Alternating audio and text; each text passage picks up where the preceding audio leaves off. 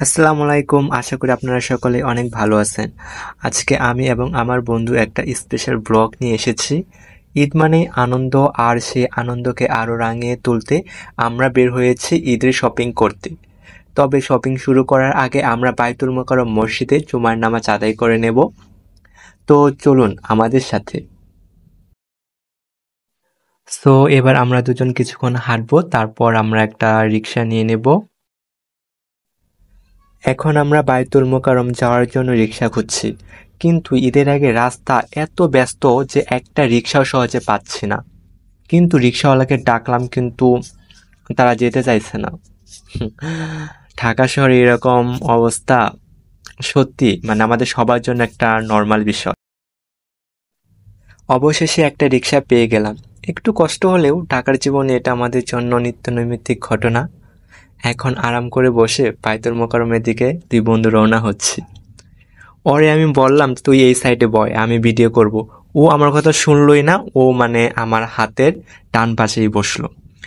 ডান পাশে বসে যে ভিডিও করাটা কতটা আরাম ও তো করে না, ও জানে না কি করার। আর যাই হোক, রিকশায় বসে শহরের ব্যস্ততা দেখার মজাই আলাদা। চারপাশে এত ভিড়, এত কোলাহল, তবু ঈদের আমেজ একদম স্পষ্ট। আলহামদুলিল্লাহ, আমরা এখন বায়তুল মোকাররম মসজিদে এসে পৌঁছেছি। এই মসজিদ বাংলাদেশের জাতীয় মসজিদ এবং এর স্থাপত্যশৈলী সত্যি অসাধারণ। আমরা এখন যাচ্ছি ঢাকার অন্যতম ঐতিহ্যবাহী মসজিদ বায়তুল মোকাররমের দিকে।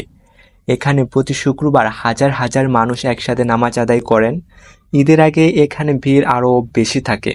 আমাদের অবস্থা যে কীরকম হবে, সো ভিতরে যাই, তারপরে দেখবেন।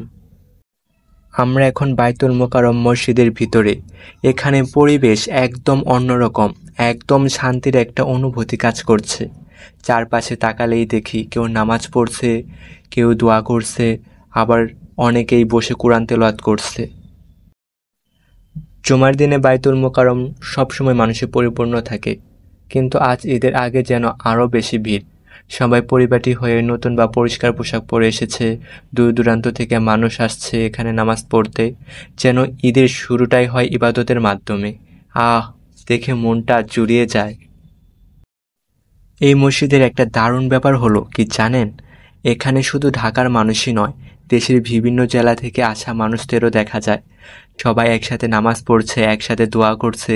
এটাই ইসলামের সৌন্দর্য। জুমার নামাজ শেষ হলো, মনের মাঝে এক অন্যরকম প্রশান্তি কাজ করছে। এখন সময় হলো ঈদের শপিং শুরু করার।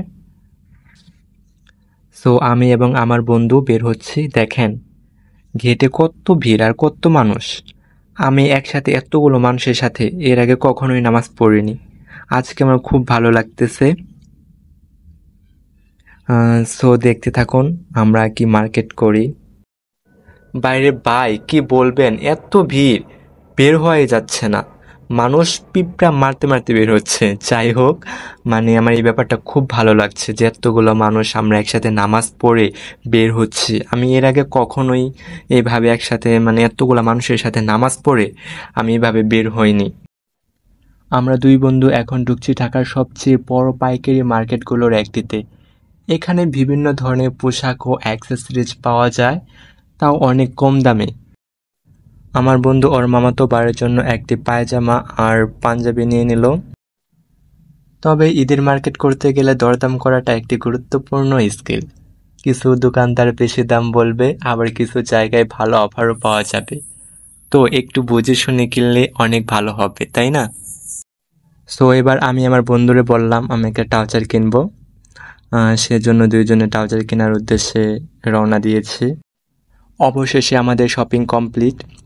কিছু ভালো জিনিস পেলাম, কিছু জায়গায় দাম বেশি ছিল, তবে মোটামুটি বাজেটের মধ্যে সব কিছু কিনে ফেলেছি। এখন সময় বাড়ির দিকে ফেরার। আজকের দিনের অভিজ্ঞতা ছিল দারুণ। নামাজ, শপিং সব মিলিয়ে অনেক ভালো সময় কাটলো। আশা করি আপনাদেরও ভিডিওটি অনেক ভালো লেগেছে। আর হ্যাঁ, ঈদের শপিং করতে গেলে বাজেটের দিকেও খেয়াল রাখবেন।